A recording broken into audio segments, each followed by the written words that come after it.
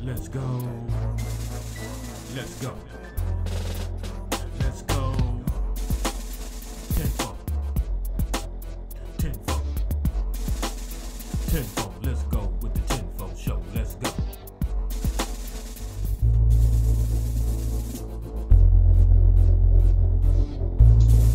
Welcome to the 10-4 YouTube show.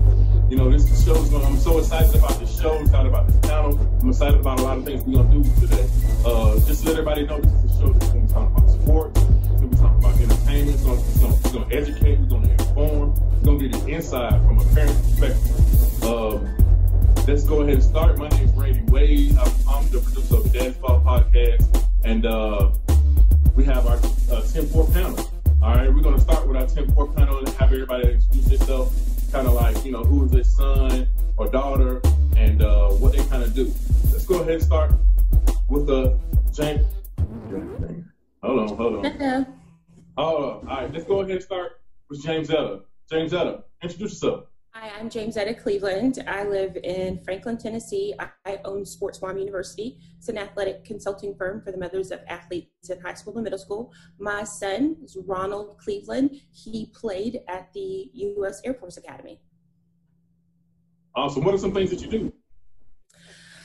Oh my, I travel extensively. Well, I used to. The world is closed, so I'm not traveling anywhere now.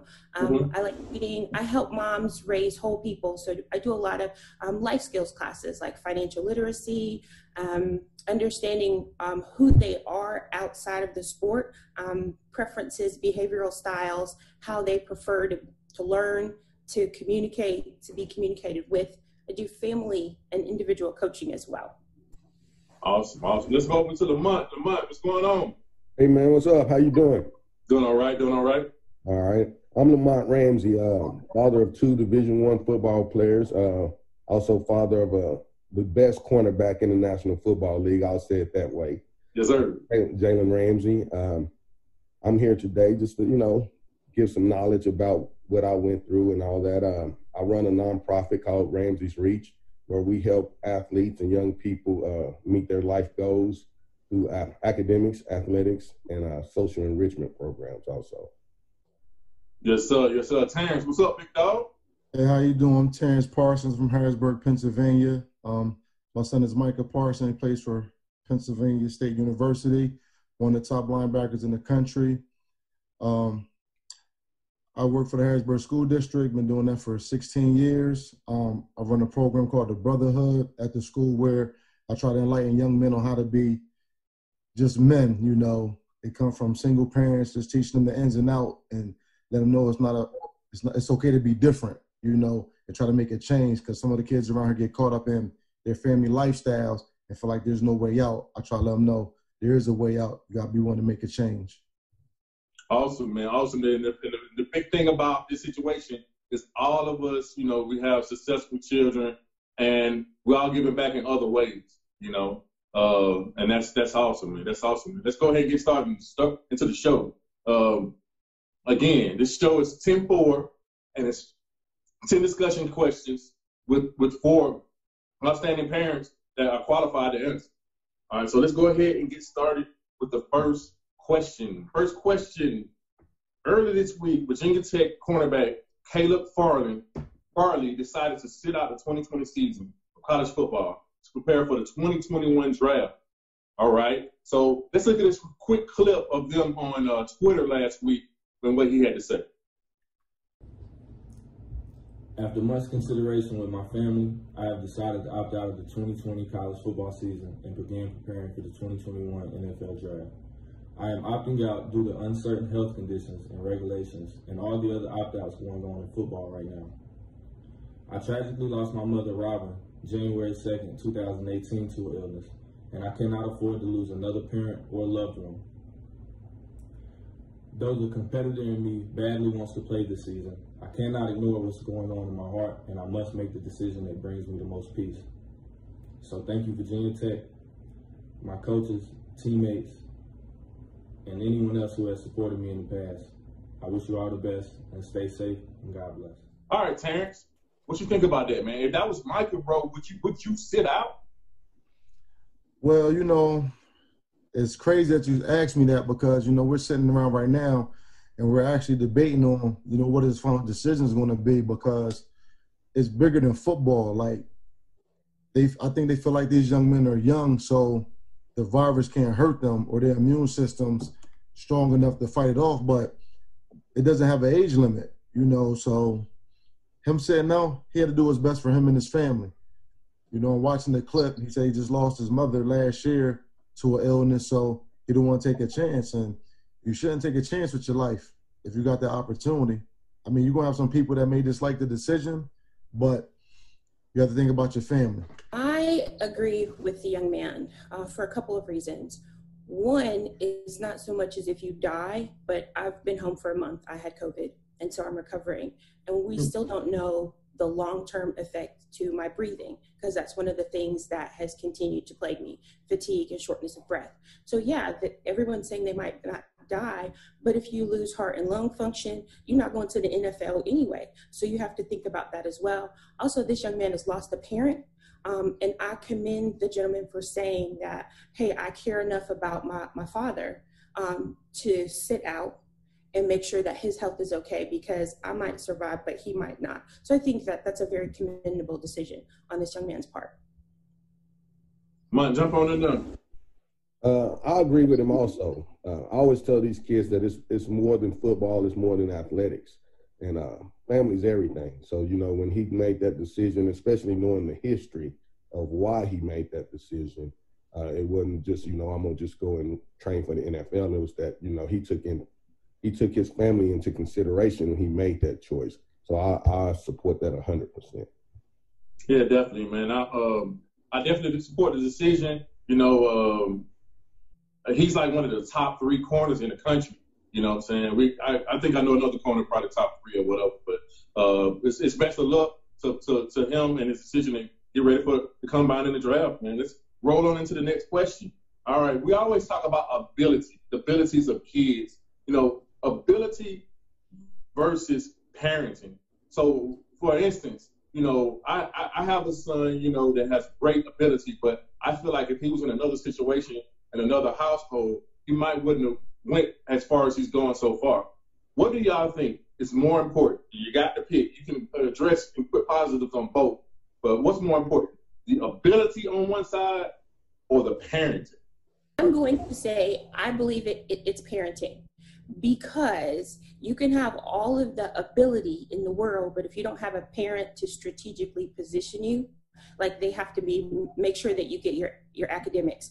They have to recognize different training opportunities. And even in the absence of a parent, kids who are successful athletically, they have somebody who stepped in as the surrogate parent. Maybe it was the coach, maybe it was a teacher, but somebody stepped in to help them do the strategic things that they needed to do, like get to practice, have a work ethic, stay on pace to graduate, help them select the school, things of that nature. I'm going to jump in here, and I know you said we had to pick one, but it's almost impossible to pick one. Because it'd be difficult. But I'm going to pick one, and I'm going to go abilities, because let's just keep it real. Our kids are playing at the highest level. And if you don't have the ability, no matter who's supporting you, you're just not going to make it. So you have to have the abilities. And then we've seen guys who didn't have the perfect or a positive structure behind them. But like Jamzetta said, a surrogate jumped in and helped them because they saw the ability. So the ability is what catches the eye. And yes, you have to have all the other things around to make sure you reach the full potential. But without the ability, we're not seeing coaches say, man, your parent structure is so good, let me give you a scholarship. That's not how it works. You know what? I agree, but like, I've seen so many kids with the ability, but they don't have the parenting, so that ability only gets them to high school. Like, for my son, you know, he had all the ability in the world, but like up until 6th grade, his grades was like horrible. Ooh. So like in 7th grade, I said, listen, if you bringing me these grades, we're not playing no football. Right. He set out that 7th grade year. All of a sudden, now the grades that I wanted, I was getting them because he wanted to play. So I get it. You do need the abilities, but I know in my area, so much ability, but coaching, parenting is not there. So that's where it stops at. High school. They don't even make it to that level. So I'm on both sides, but I do believe parenting is the number one. But that's your abilities. Yeah, James, you want to say one more thing? Are you good? Oh, I'm good. I agree. It's a lot of people I know that have abilities and are sitting at the house because they didn't have somebody make sure they got the grades. Yeah, and it's a good thing that you don't have to separate them. You know what I'm saying? But it's kids out there, that's roasting the country who really don't have any parenting or guiding or stuff like that. And they just get it early and they understand what's going on. But it's good, man. Moving on to the next question. A lot of our kids, get frustrated when they go from high school football to college football, especially like on defense. A lot of high schools across the country, I'm gonna say like 90% of the high schools across the country, defensive coordinators only have like 2 or 3 plays. When these kids get to college, they got a book with like 200 something plays they have to learn, and they have to be real instinctful off the movement of everybody. And it's so sophisticated. Do y'all think that these high schools really prepare our kids for high-level Division I play? James Zetta, what you think? I'm going to say no, and I'm going to say it from a different perspective than everybody else on the panel. What I have found is that we do not, from high school, college, wherever, we don't take into account how people learn. So you can't just give somebody a playbook if you don't understand how they're going to digest that information. Parents don't know how their kids learn either, so you can't help them. They don't know how to study. You do need to break down the playbook and make it into manageable bites that you can consume in the way that you learn. And if you don't know how to study, you don't know how to break subject matter down, and you don't know how you prefer to learn information, you already set yourself up for failure. So I'm going to say that from a parenting perspective, but I bet you my friend Lamont has a more technical explanation.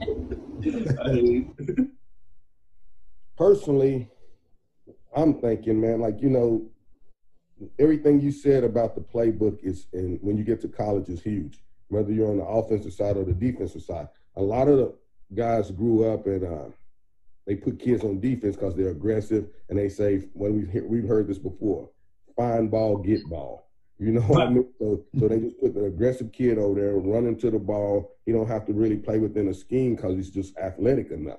But when you get to college, you have to play within the scheme, and it sets them back. So no, the coaches don't do that.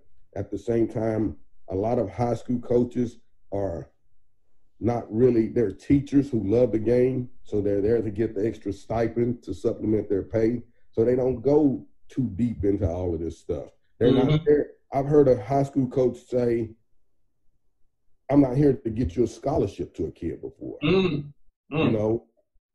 And that's true. You're not here to get me a scholarship, but you should set me up and make sure I'm prepared if that's my dream. So to answer the question though, no, they do not prepare them for the college schemes or the college in general that they're going to go into practice-wise or anything. Prepare them.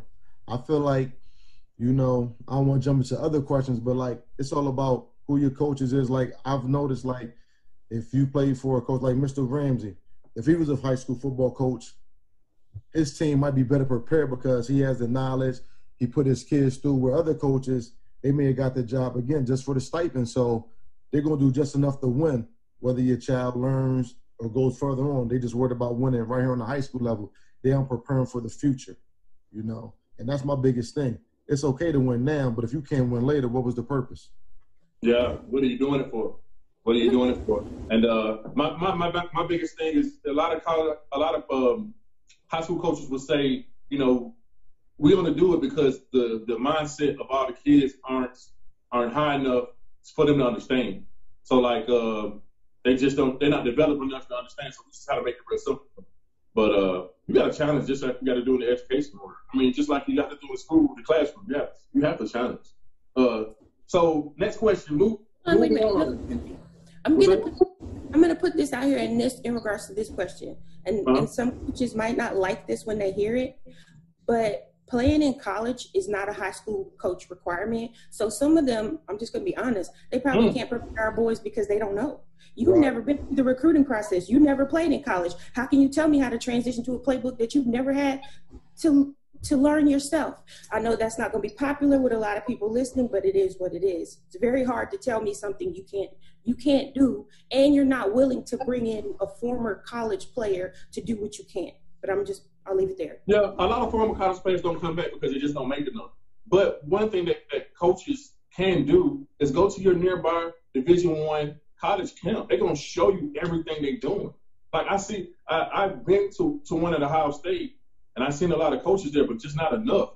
I'm like, if Urban Meyer is telling you everything he's doing from the beginning of practice to the end of practice, and his schemes and all that kind of stuff, why not pay the $70, $80, $100, $500 to learn it so you can have a better equipped team? You know what I'm saying? It just makes too much sense. You know, a lot of people get all this stuff from Madden and Tecmo Bowl and stuff. You see those type of offense. You know, it's crazy. It's crazy. All right, moving on to the next question. Numerous athletes are making change in the country. You got Marvin Wilson from FSU. You got Kalen Hill from Mississippi State. You have pretty much the whole team and past players in the Iowa football program. Man, it's just awesome that people are using their platform to make change around the country. Do y'all think this is something that's going to stay, or do y'all think this is something that will die down eventually? Terrence? I feel like it's going to stay because, again, right now, sports moves the world. And when you got a high-profile athlete or athletes and you're looking up to them, you try to mirror what they're doing because you want to be on that level. So, like, for example, if I grew up watching Michael Irvin, you know, if he's doing great, I want to do everything he's doing, so I'm going to listen to him. But if a person ain't doing great, they're not going to listen to him. So they're going to use the platform. Like when my son goes to speak to some of these little kids, you know, I hear parents say, man, I appreciate that because, again, my son wasn't doing good in school. Now he's doing good because he want to be on that level. He may not want to be my son, but he wants to be on that level. So, yeah, I think the platform is going to stay.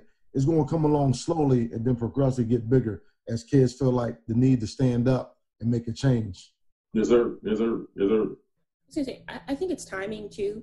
As things happen, like the Iowa situation, it is now appropriate for them to tell us stuff that happened years ago and that's been going on for several years.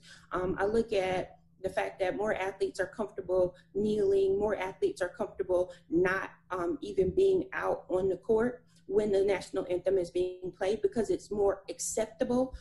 I was even looking at an article last night where the Pac-12 players are banding together and they have a complete list of things that they want, not just social justice, but COVID related as well. So I think that it can be sustainable and timing is everything. I think it's going to continue also, man. The thing I would say they have to look at is everybody doesn't think the same. Everybody doesn't have the same values.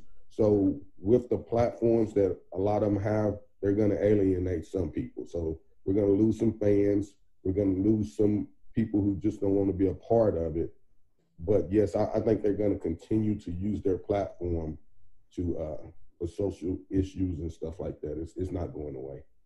Yeah, the stuff inside of these schools, though, my biggest thing is, man, you came out of my living room and said you was going to take care of my kid, right?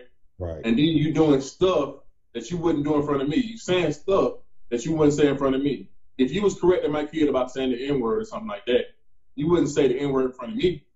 So why are you going to do it just in front of my kid because he's a young adult? You know, that's the biggest thing about that. Parents really have to step in there, get communication with their kids, and get in there and understand what's going on. You know, they're not going to tell everything because, you know, they got that brotherhood and they try to hide things just like you would in the military and stuff like that. But you need to know the things that need to be told to the parents so we can get a fix on it and they don't go that far. You know what I'm saying? Because my son comes tell me some stuff like that. I'm pissed. I'm very pissed. Like I remember something funny, man. My son told me the day of his first practice, right after the practice, Urban Meyer came up to him and said, "My never did like your daddy." And me and Urban Meyer got into it a million times. He was jokingly serious, but you know, because I was a thorn in his side because I was one of those parents that had to ask a lot of questions, you know. And My son told me that because it's communication. You know what I'm saying? Me and him cool, we straight, but I was a thorn in his side. Big time. Big time. All right, moving on to the next question. The 5-star ranking and rating system. You know, every year, top programs, you know, Clemson, Florida State, Ohio State, Alabama, are fighting for this 5-star ranking thing from 247 Sports, Rivals, and ESPN. How important do you think this 5-star ranking system is? You know, because it's said that if you become a 5-star, you go from having a 0.003 chance to make to the NFL to a 50% chance. How important is this 5-star ranking system? I think this 5-star ranking system is full of bull. It's manipulated. I know some of the guys who run those sites that you mentioned, and I know for a fact that they partner up with kids. They have camps, and they already know who they're going to write about before the camp starts. I can tell you this. My son was a national, like you guys' sons, nationally recruited guy. And he was only a 3-star. We took him to a couple of camps. He dominated the camps, and I had one of the guys come up and say, no matter what he does from this point, he'll never be put ahead of those guys that they already ranked up there. So to me, that says there's no legitimacy in the ranking system. A guy who come out and beat the other guys, but you saying, well, they've already picked him, they'll put him in the group, but he'll never surpass them. And to this day, he surpassed them because he's in the league and they're not. But with the rankings, they were not going to move him at all, even though he was getting MVP at every. They even went so far to give him co-MVP with some of these guys. They didn't even have 2 trophies. They said, well, we're going to send one of y'all another trophy. Get it. Because they just didn't want to say their guy wasn't the guy. So, you know, I've lost a lot of respect for that. I don't even send the kids that I've trained. I don't even send them to those type of camps. If my kids want to go to Alabama, we're going to Alabama camps. We're going to find the big dog that they're looking at, and we're going to compete against them all day. Because at the end of the day, the college coaches have to get us scholarships. Yes, that'll help you get some hype, but we're going to the camp where I think the kids fit, and we've been successful doing it that way. The 5-star system, I feel it's a buddy system. You know, again, if you got high-profile coaches, their kids get labeled like they're the best, and we've been to all the 5-star camps. And I used to sit here thinking like I didn't really know how good my son was until after his first year at Penn State. So we used to go to these 5-star camps. I'd be looking around like, he's throwing these guys around. Like, is these guys really 5 stars? Then I started doing my homework, like what school they went to, who they play for. And then I'm noticing like it's 5 or 6 players from this high school out of Florida, or 8 players from a school out of Texas who got a big-time coach. So depending on where you play at, that helps a lot if you're a student athlete. So when you come from these non-big rich areas and you get noted, I think it makes a difference. Like I look at Rondale Moore from Purdue. Now, he wasn't even a 5-star, but as a true freshman, he led the country in passing yards, receiving, everything. And also, when you leave out of high school, it also depends on what school you go to, what system you fit into, so that 5-star ranking can still be uplifted. Because you could go be a 5-star. I've seen plenty of 5-stars go to schools, and they may not play to their senior year, but yet you're a 5-star. It's hard for me to understand that. Now I'm just going to put this out here because I'm from Tennessee. I have one name for you. It's Blake Carringer, little fictitious boy from Grace Christian High School in Knoxville. A couple of kids got together and put together a profile of a football player, faked some offers, and this guy is ranked by Rivals, ranked by 24/7s, and he doesn't even exist. They actually had to put out a statement saying that they're going to redo their whole ranking system because this fictitious guy that some kids created got this 5-star ranking, which is really kind of interesting. So that lets you know it's trash. And there's also money attached to it. So I've read an article from Football Scoop that says that if you have at least for every 5-star athlete that you have that comes to your school, that schools can anticipate an extra $650,000 in revenue. So please believe we want as many 5 stars as possible because that translates into dollars. So do I believe the ranking system matters? Absolutely not. Yeah, I disagree with y'all a little bit because my thing is it's something in place to shoot for. You didn't have a 5-star ranking. You don't have anything to shoot for. I don't know that Sean knows who Jeffrey Okudah is if you don't have a 5-star ranking. I don't know that Sean knows who.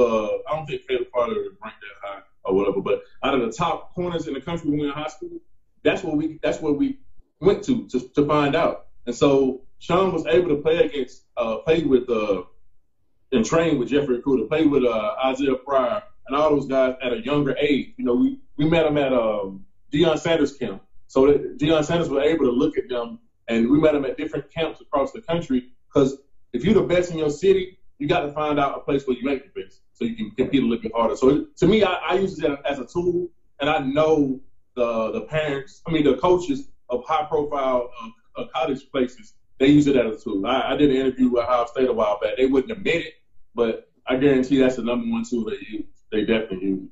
So to get on the list is good. Say what now? Let me jump in here again on that. So I understand going to the camps and going to compete, but the question was, do we think it's valid and do we agree with it? And, yes, we can go compete. Yes, he can go compete with this guy and that guy and whoever. But with social media nowadays, we're going to find out who's getting the hype. It's just a matter of, are we all going to go to the same place and compete? Because I can tell you for a matter of fact, like every postseason All-Star game came after my son. And we noticed that some of the guys said, okay, all them going over here, so I'm going to go over here. And so he didn't want to go where they were because he wanted to make sure he kept that profile that he had. And going back to what Coach Parsons said, it's about who's your coach, who your dad is. If your dad's a college coach, you get a little bit more hype right off the bat. If your brother's already in the NFL or your cousin's in the NFL, you get a little bit more hype right off the bat.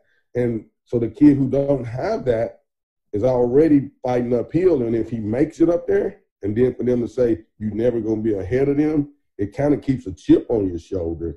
Oh, yeah. Which is a good thing. That's a good thing. But it goes back to what James Etta said. It's all about money. They took my son's highlight that I made, put on YouTube. They took it and put it on their site and charged everybody $8 to see it. And how many people want to see it because he's been recruited by every major university? So they're clicking, and all they're getting is $8, or whatever that fee is. So they're racking up on something that they didn't do any work to. They didn't call us. They didn't say, hey, can we put that highlight on our thing? I actually called them and said, hey, what's up with this? So I just think it's a hoax, man. I've been training for 23 years around here in Tennessee, and I know a lot of the people who put on the camps. And I just, I was in the inner circle for so long, and they'd be like, hey, man, we're going to write this kid up. And the camp hadn't even started. The kid could have went out there and broke his leg and never played, but he already getting rolled up. And James Etta can tell you, I'm one of those guys, I'm going to do it the right way. So I'm going to speak up. I'm going to tell you right now, hey, I ain't with that. So, I'll rather bounce than be part of something that ain't right for the kid overall. Yeah, I hear you. So let me ask you this question, Terrence. So when the first time you heard of Billy Moses? When he was in 8th grade. Was it through a write-up, or what was it through? It was something I would always Google, high school football players and everything, and he popped out as one of the best players in the country. So from that point, I just followed him, very humble man, could speak well at an early age. And I was telling my son, he's a year ahead of you, but you need to follow this guy. He's doing it the right way, So in that aspect, it kind of helped. But again, that could be one out of the few. He showed in the field that he was that guy. It was a shame he got hurt last year because he did great things. But again, I saw a lot of guys, and I'm looking at these camps like, how did he get here? Who did he know? If you find out what high school they went to, like I said, it's a lot in Florida, a lot in Texas. Hey, they're gonna get like 10 invites regardless. Like you said, to a school. Them guys. I got you to a school. That makes sense. All right, so let's move on. So our next question, Sister Dep George Floyd arrest. So a lot of people on social media, on different platforms and sites, have been challenging people to send high-profile players to HBCUs, historic black colleges. What do y'all think about that? I like the sentiment, and on the face, it sounds really, really good. But a couple things. One, to assume that every HBCU has room for our kids in every sport that they want to play, and two, that they're welcome. Like, I'm going to be honest, I lived in a city with an HBCU. It doesn't always go after kids that are local. So you can't just assume that our boys and girls are wanted at HBCUs, and you can't assume that they have room for all of us. Having said that, I would say if we are going to do that, then we as a community have to make a commitment to HBCUs with real dollars so that they can have the right facilities. They make sure that they keep their accreditation, because I'm not trying to send my kid to a school that could lose its accreditation. And if you look at HBCUs, a lot of them have been in danger of doing that. So it sounds really good on its surface, but in practicality, I don't know that it's feasible. You want to go, Coach, or you want me to go? I'll go. I feel like it comes down to money. Okay. Like I was at a high school football game, and the guy was like, well, Parsons, has your son ever visited HBCU? I was like, no. He said, why not? I said, well, they didn't come after us. Like, if it wasn't in his top choices, we wasn't going to go. But, like, if they got at least reach out. But they just assume right off back, we don't got a chance, so we're not even going to waste our time.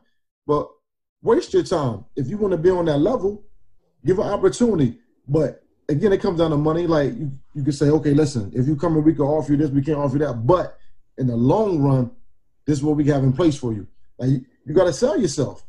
But most of them are not going to sell themselves. They'll rather take the lower tier. Because, again, to get to the NFL, you don't got to go to a top Division I school. If you're good, you're going to be found. We already seen that.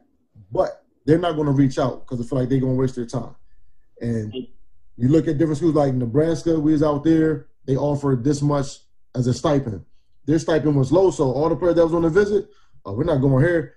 These kids want money. And if your school ain't offering the money, 9 times out of 10, they're not going to go. Stipends play a big part, too, in this recruiting thing. Yeah, I'm hearing Penn State has like the highest stipend out of the Big Ten. That's what I heard. I know when my son was in high school, I know we were at least top 4. I don't know about now. I don't even question it. I don't even ask him, whatever. He's not in my pockets right now, so it must be pretty good. Yeah. Tell you what, man, it all sounds good, and I've heard people say that before. Man, what if the Fab Five would have went to TSU or whatever? I said, hey, it sounds good. If it's going to happen, it's going to happen in basketball, not football, because it doesn't take as many in basketball to make that happen. You get 2 or 3 or 4 or 5 stars over there playing basketball, you can make something happen. But in football, it takes too many. Don't think it's going to happen. It boils down to resources.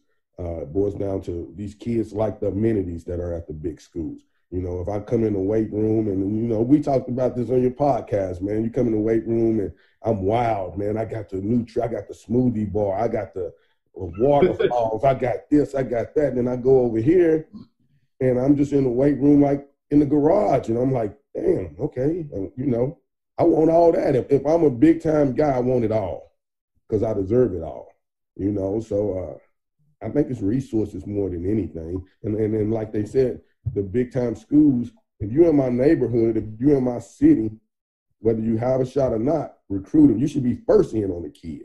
You should be the very first one in on the kid. Mm-hmm. Yeah, you're right, man.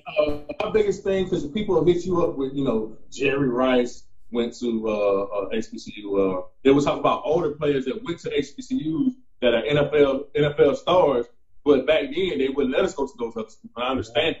Right. I understand. We can deal with that. But my thing is, the HBCUs, the SWAC and MEAC or whatever, they need to move up in competition. So if I send my son that's a wide receiver and he goes to the SWAC and he's killing everybody, if you move up into a Power 5 conference or a Group of 5 conference, it would just mean my son would be able to play people that's close to the level he's going to play in the NFL. So you just can't give up everything. You know what I'm saying? So just what I'm saying is if one of them just move up, and I think we got like 2 schools that actually moved up in the last 2 years to a Group of 5 conference, and we're gonna see how that works out. But if they just move up, that's a start. And then the facilities are another thing, like you said.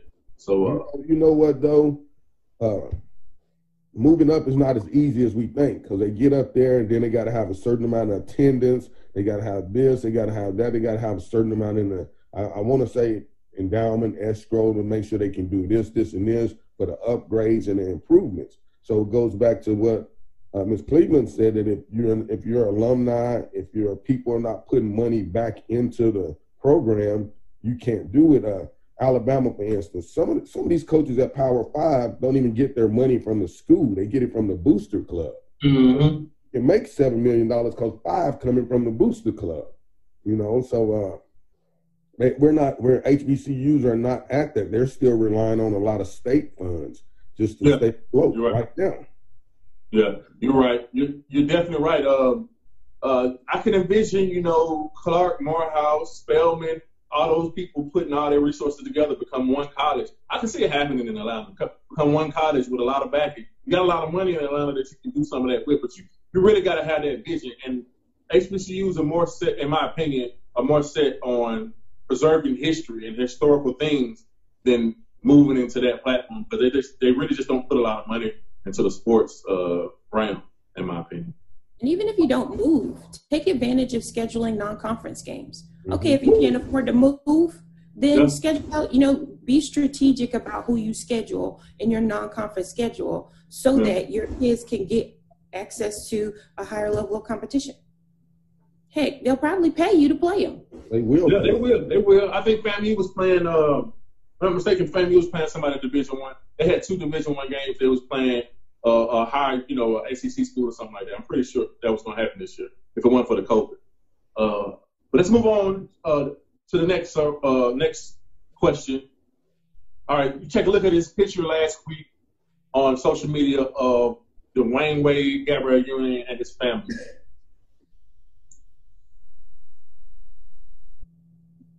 All right, guys. All right, what you think? My thing is I applaud Dwyane Wade for supporting his child, number one, for supporting his child. But are they really going to start letting people in the LGBTQ community and be well respected in sports, like actual players? Like, you had Michael Sams come out and he had his issue. And you have players that's in the NFL, in the NBA that are, like that, but they don't come out and actually let everybody know because of the feedback from people. So what do y'all think about it? I feel it's a mindset. My mindset, I don't mind. Like, you got to support your kid regardless. Mm-hmm. We all have the idea of what we want our kids to be, but at the end of the day, they have their own personality, and you got to support them and you got to love them regardless. As far as playing sports, again, it comes down to the win. If they can help me win, and then how them other kids around them are brought up. Again, when I'm coaching, I don't care about everybody on the outside, everybody right here in our family. If we're all happy, we're happy. I coach volleyball, and I have people in that community. And my main thing is, hey, be you. Just don't try to force it on nobody else on the team. Yes, sir. That's where it becomes a problem. If you just being you and you living your life, I think it's okay. I think it's when you try to force it or come at somebody, I think that's when problems start to occur. And then it's about your thinking. I don't judge nobody, Everybody's their own person. And Dwyane Wade, I applaud him, That's his son. You got to support him. If you ain't supporting him, it means you won't love him. Then you should have no kids. Yeah, you're right. You're right. And I agree. I applaud his decision to support his child. I think that it's really ironic that if it were in women's sports, the LGBTQ community is extremely welcome. Nobody has a problem with Megan Rapinoe. Nobody has a problem with Sue Bird. But for some reason, men think that they are so sweet that if another man comes out, that automatically he's attracted to you.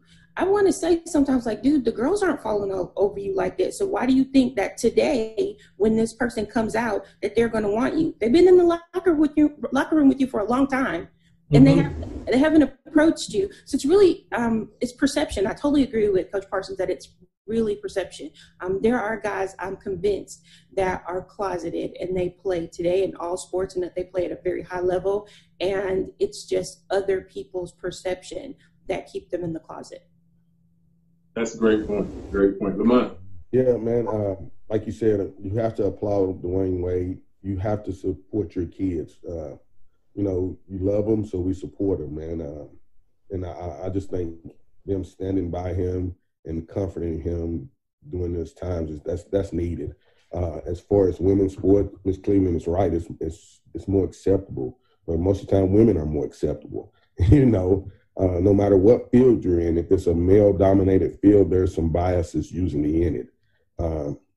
I just really don't know, man. I always tell me and my friends have, you know, like we all do, we have these tabletop discussions, and I'm like, do you really think Michael Sam wasn't good enough to make it in the NFL? He was the SEC Defensive Player of the Year. They always make it. I mean, the SEC is what the minor leagues of the NFL.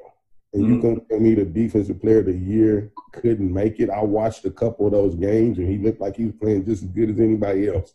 So it's always going to be that upper echelon.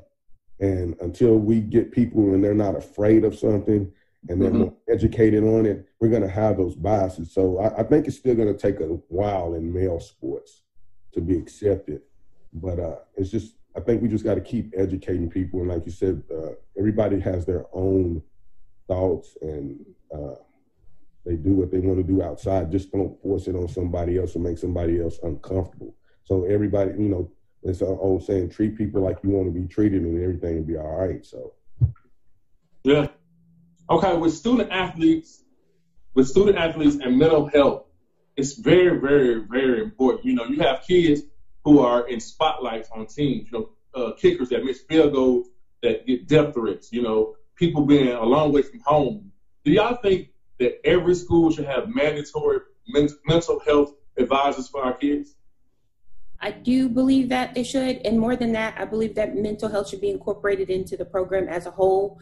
We tend to see mental health as laying on a couch somewhere, but it could be something simple like acknowledging that our kids are consistently dealing with loss. Anytime your life doesn't end up the way that you expected, you have a sense of loss and you grieve. So if your son's a wide receiver and he drops the pass that would have won the game, we need to recognize that even before the death threats, he had his own expectations and he's dealing with the sense of loss. So we should do simple things like, it costs, you know, print out the feelings chart, ask them how they're feeling, let them know that their emotions are welcome, that they can express how they feel 24/7. So I think that, yes, we should have like mental health professionals, but overall mental health and acknowledgement of emotions, grief, and loss should be a part of the team culture as a whole. Yes, I agree with you 100% on that. I was fortunate enough to go to a sports performance conference and met the Kansas City Royals mental health specialist, and she's actually a part of their strength and conditioning staff and team. And I think it needs to be incorporated, like, so that it's not a stigma to it. So, I mean, every time they go through something, we don't know what all these guys and girls are going through, but they're at the highest level when they're winning and at the lowest level when they're losing. So they need somebody, and sometimes it's not somebody to tell them what to do. It's just somebody to lend an ear to them and let them get it off their chest. My full-time job, I work for the fire department, and we actually have that. After every major incident or fire, we have a critical incident stress team. So we come in, we can talk to them, we can make it as casual as you want, or you can make it as personal as you want. But it's a way for you to say, hey, this bothered me, or maybe we could have did this differently. And I just think it needs to be done for them for sure. Remember, they're young minds and they're young people, so they hadn't dealt with a lot of these things that they're running into, and this is their first time. So yes, they need it. Yeah, even when they win, they have issues. They felt like I didn't play enough. I wasn't a major player. Like, I know my son after his first game, I think he might have played 40 snaps, and he was irate, talking about, I thought I should have played more. Like, you're really upset, but you're a freshman, you played. I'm like, I'm not understanding. If you played one snap, you should have been happy, you know? But again, we talk about it. And so again, after a loss, it'd be feeling certain type of ways, but even after a win, you know, I'm a running back. I carried the ball 3 times. I expected 10 times. So again, the expectation of themselves does play a part in the win or the loss. And it should be like a weekly thing. I was thinking yearly, but now as I listen to Mr. Ramsey, Ms. Cleveland, I think after every game, it should be a little sit down and talk to the players so we keep on the same page. Because every game might not be your game. You might have to take the back seat for the whole team. Some kids are not want to take that because, again, as you're going as a 5-star in high school, you played every game. You played all the way to the end unless you was up 40, then you sat down. So, again, the expectation is, man, I'm used to playing all the time. Now I'm only playing half the time, and they're not used to that. So it's almost like being humble, you know, and some kids don't like being humble, you know. That's why I don't mind if my kid lost, because if you can accept loss, winning becomes fun. You know, my son Russell, the little league level, they win all the time. I'm like, man, I got to take him somewhere so he can lose. We went up to Ohio. He lost. He didn't like that feeling. I said, yeah, that's good. You know how I felt. Now work harder so it won't happen again. You always put kids in a position where they're always winning. That first loss could be devastating. Yes, They sir. don't want to do that sport no more. You're definitely right. All right, moving on. 2021, NCAA is talking about opening things up and letting players make money off their own likeness. It's not like they haven't been making money off players since the beginning of time. You know, I can go on the internet right now and I can see helmets, footballs, everything with fake signatures of Sean's name. But let's be real. We're okay with making money off your own likeness. But when are these kids going to get paid, man? And why and how? You know, if so. That's the big question, man. How? They're gonna get there to some point, but how? And then it's gonna be who gets paid. Are we only gonna pay the revenue generating sports? Are we gonna pay the sports that don't make any money? And a lot of people wanted to say football. Hey, but there's some schools that basketball makes the money or this makes the money. You know, let's keep it real. Connecticut is all about women's basketball. Oh yeah. Yeah. That way. So do we just pay the basketball players at those schools, or do we? How? That's the big issue. Everybody's going to want something. Then how do we pay them? Does the star get the most, and the guy who's down here who just plays special teams don't get anything? Those are the questions we're going to run to, and it's a lot bigger than just paying the players. Am I for the players getting paid? Yes. We're talking about $1 billion industry in college athletics. So, and they got free labor, and they say, well, they're getting a free scholarship.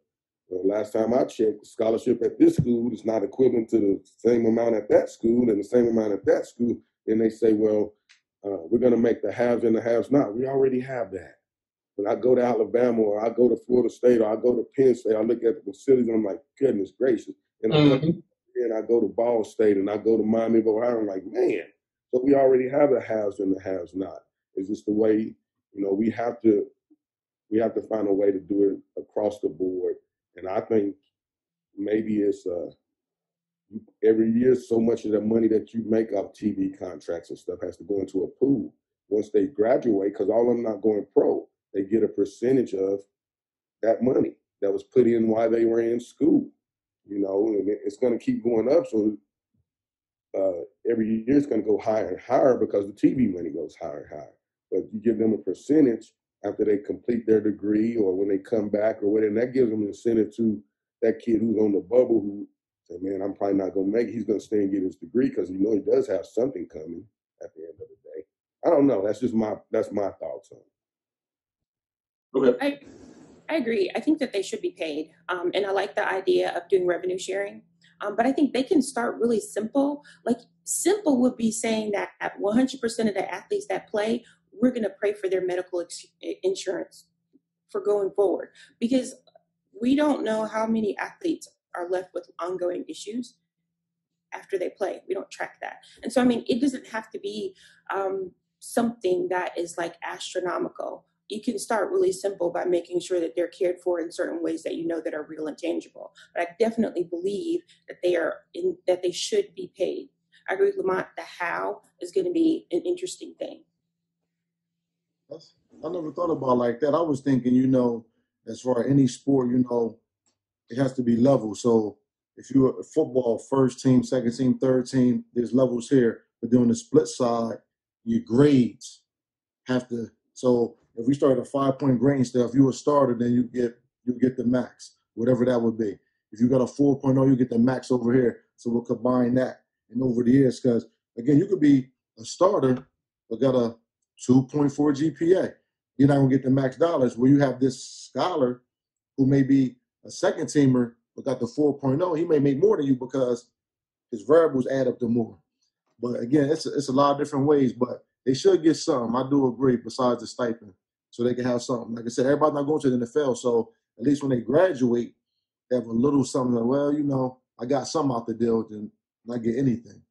I do agree that it should be given to them when they graduate, put away somewhere, and it should be a certain percent of what the profit of the school makes, in that year. And if you're a school that doesn't make that much of a profit, you just give regular scholarships. What y'all say to the fans who say, well, your education is your payment? What you say to that?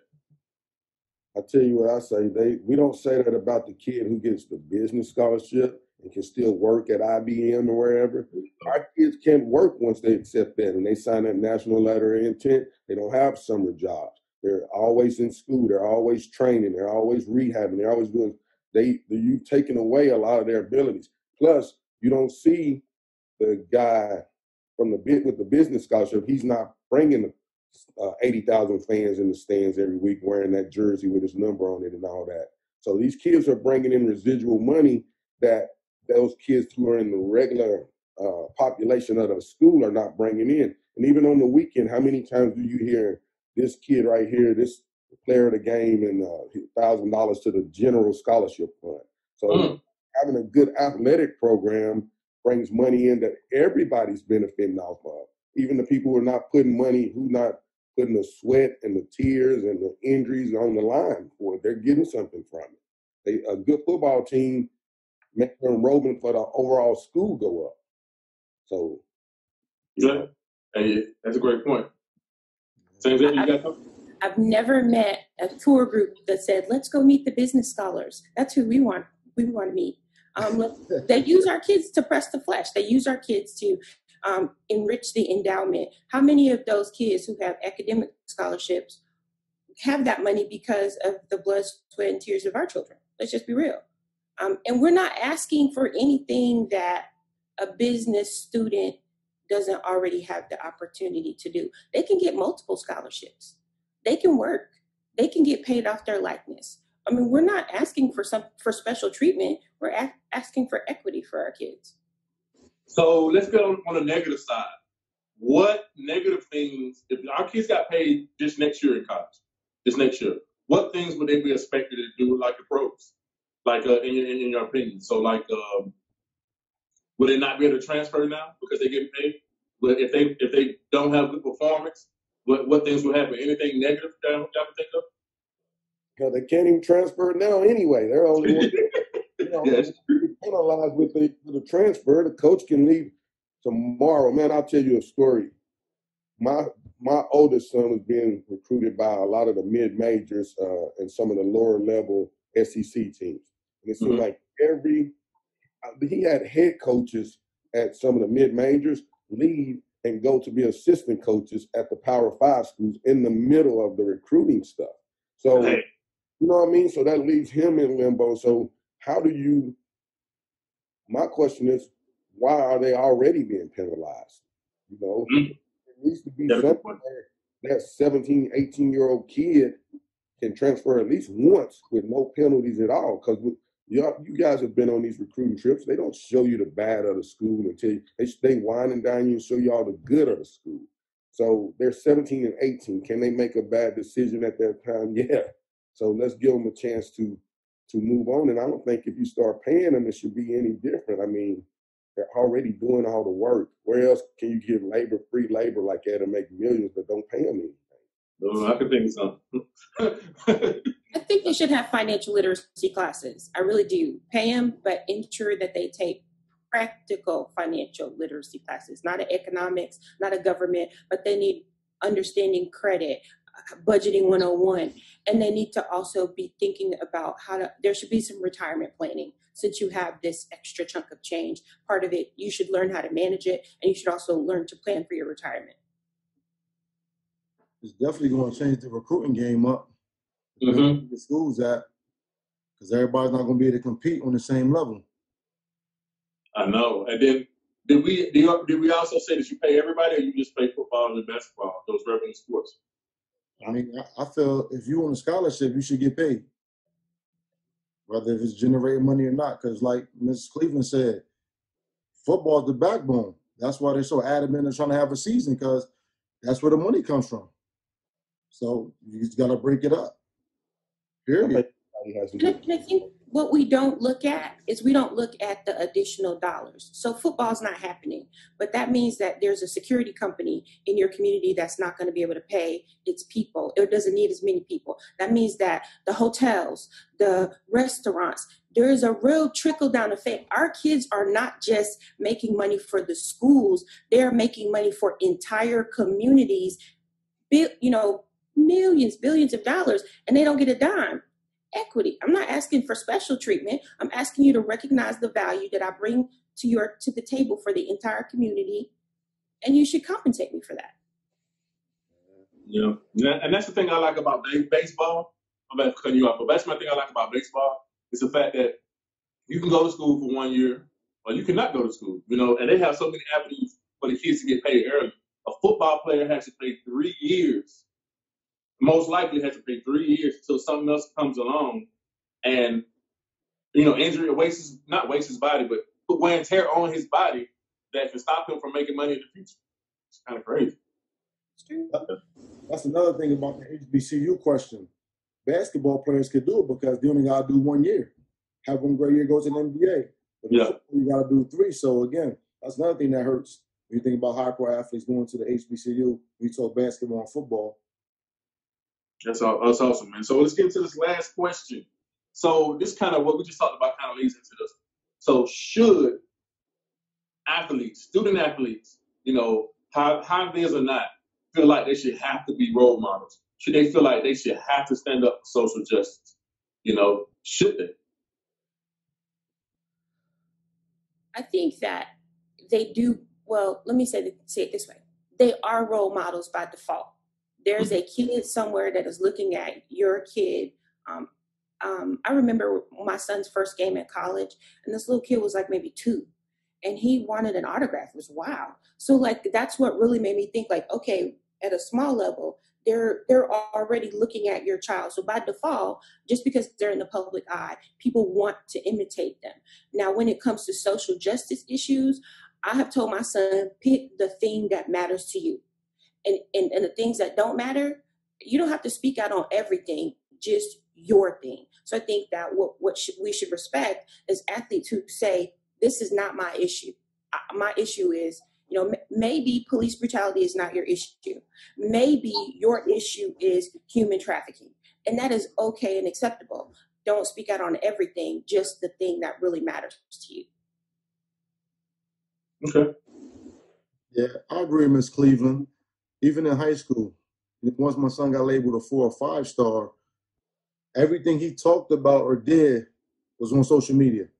So now you got to watch everything you say. If he wasn't that, he couldn't be a regular kid. And that was kind of frustrating at times. Like the littlest thing you say, the media, they're going to flip it and make it big. So at this point now, by default, you got to be a role model and just walk that clear path, because once you make a mistake, they're going to blow it up. They're going to make it bigger than life.